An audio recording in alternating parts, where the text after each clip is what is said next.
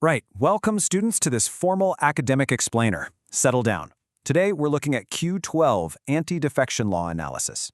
Now, I want to emphasize right at the outset that this is a highly expected, high-yield question for your upcoming KSLU constitutional law examination. You absolutely must approach this topic with precision. We're going to treat this exactly like a strict classroom session, so sit up, take your notes, and pay very close attention to the structural framework we are about to build. Our agenda comprises 6 components. 1.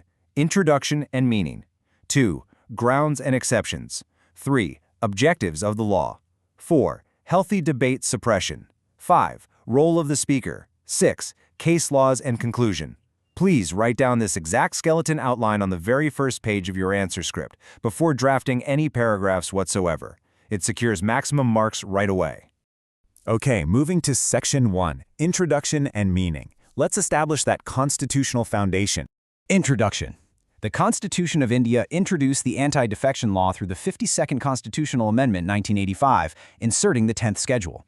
It aims to prevent political defections and instability in governments. Now listen carefully. In the very first paragraph of your blue book, underlining the 52nd Constitutional Amendment 1985 and 10th Schedule is absolutely mandatory. Actually, scratch that, it's non-negotiable. Evaluators look for a methodical mind, and this demonstrates immediately that you know the exact statutory origin. Meaning of defection. Defection means voluntarily giving up membership of a political party or disobeying party directions, whip, in the legislature. Students, the legal significance of that word whip cannot be overstated. A whip is a formal, written order. Evaluators look specifically for this terminology when they scan your paper. If you miss the word whip, your definition is legally incomplete, and you will lose marks.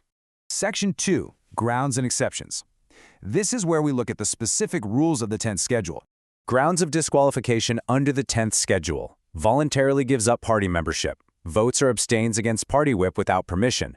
Independent member joins a party after election. Nominated member joins a party after 6 months. When you transition to this part of your answer script, I strongly advise you to use clear, distinct bullet points.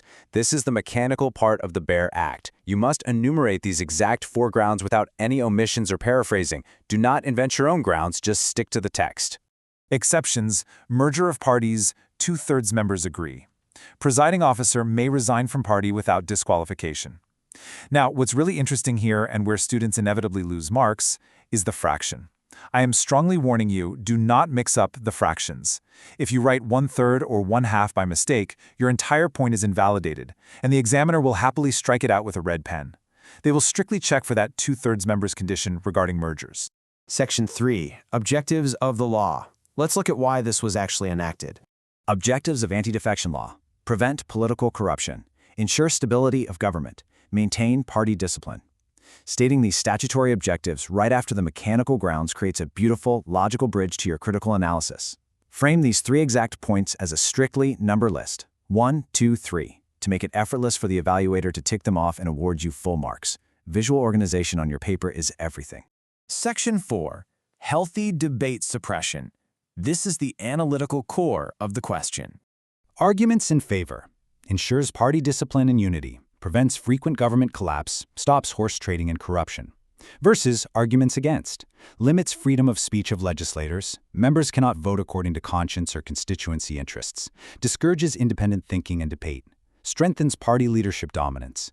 The prompt explicitly asks if the law suppresses healthy debate.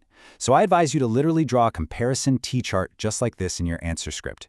It sharply contrasts the prevention of horse trading against the suppression of independent thinking, visually proving you grasp the fundamental friction in this law. Thus, it is often criticized as suppressing healthy parliamentary debate. This specific hard-hitting concluding sentence must be written right below your comparison table. It synthesizes the critical view effectively and directly answers the prompt asked in Q12. Section 5, Role of the Speaker. We need to analyze their decision-making power. Role of the Speaker. Decision-making authority. Speaker decides disqualification cases under 10th Schedule. Quasi-judicial function. Acts as a tribunal in defection matters. Final authority. Decisions were initially final but now subject to judicial review. Question 12 explicitly asks for the Speaker's role, so a separate heading is non-negotiable. When writing this, you must strictly underline the term quasi-judicial function. A speaker acting as a tribunal is a very heavy legal concept. Highlighting it demonstrates real constitutional maturity. Criticism of speaker's role, accused of bias towards ruling party, delay in deciding cases, lack of independence. You must point out these flaws. Merely stating the powers is totally insufficient for a senior law student. Outlining these criticisms shows the examiner a practical understanding of how the law is actually applied in the rough and tumble of Indian politics. Section 6. Case laws and conclusion. The most important part of any legal answer. Case law. Kihoto Halahan versus Akilhu. Relevance, validity, and speaker's role. Ruling. Supreme Court upheld 10th Schedule validity. Speaker acts as quasi-judicial authority. Decisions are subject to judicial review. Let me forcefully remind you, a constitutional law answer without landmark case laws is an incomplete answer. Case laws are the bedrock of your marks. You must double underline Kihoto Halahan and subject to judicial review in your blue books. Omitting this 1992 judgment is a guaranteed deduction of marks. Case law. Nabam Rabia v. Deputy Speaker. Relevance. Limits on Speaker's power. Ruling. Speaker cannot decide disqualification when a motion for his removal is pending. Emphasized fairness and neutrality. Citing Nabam Rabia proves to the evaluator that you aren't just memorizing old texts, but you're thoroughly updated on the contemporary limits of the Speaker's authority. It elevates your answer from good to excellent. Conclusion. The Anti-Defection Law plays a vital role in maintaining political stability, but it also restricts freedom of legislators. I strongly advise you to start your final paragraph precisely this way. It shows a perfectly balanced, objective judgment to the examiner, proving you recognize both the necessity and the collateral damage of the 10th Schedule. The role of the speaker is crucial but controversial. Reforms are needed to balance stability with democratic debate. And your explainer's topic exactly like this. Stating the need for reforms leaves a strong, mature, forward-looking impression on the evaluator.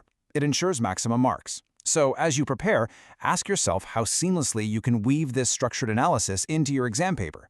Keep practicing this format. But beyond the exam, I leave you with this thought to ponder. In our pursuit of stable governments, have we inadvertently transformed our elected representatives into mere voting machines for party bosses? Think about that.